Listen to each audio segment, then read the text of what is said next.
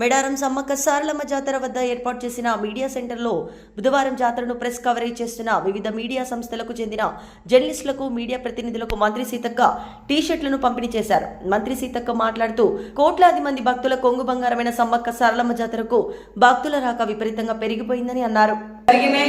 కానీ ఎక్కడ ఆదివాసీల అస్తిత్వం కానీ ఆత్మగౌరవం కానీ పూజా విధానం కానీ మార్పు అనేది లేదు అని సందర్భంగా తెలియజేస్తూ మరి వచ్చిపోయేటువంటి భక్తులకు మాత్రమే ఎప్పటికప్పుడు మనము రోడ్డు వెడల్పు కానీ లేదా ఇతరతర శానిటేషన్ సంబంధించి లైటింగ్ సంబంధించి లేదా క్యూ లైన్లకు సంబంధించి ఇలాంటివి మాత్రమే సౌకర్యాలు పెంచుకుంటాం.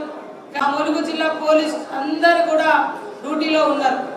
ఇన్ని రోజులు దాదాపుగా 20 రోజుల నుంచి బయట నుంచి కూడా మేము డిప్లాయ్ చేయడం జరిగింది, అలాట్ చేయడం జరిగింది.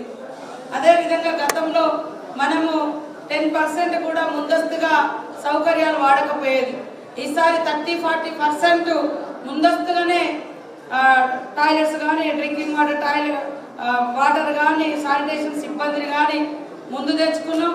వారం 10 రోజుల నుంచి అయితే దాదాపుగా అన్ని ఓపెన్ చేసి పెట్టడం జరిగింది. సో ఈ రకంగా భక్తులు వస్తూ ఉన్నారు. ఈ ఒక్కరోజు ఇప్పటి వరకే 20 లక్షల మంది మరి ఇక్కడ గుడారాలలో కానీ అడవులలో కానీ గద్దెల కాడికి కానీ చేరుకున్న వాళ్ళు ఇప్పటి వరకు వచ్చిన సంఖ్య. అదేవిధంగా బంపర్ టు బంపర్ అంటున్నారు. ఏ అధికారిని అడిగినా బంపర్ టు బంపర్. నైట్ 3 గంటలకు అడిగినాం, 4 గంటలకు అడిగినాం, ఎప్పుడు అడిగినా కూడా మరి పొద్దున కొద్దిగా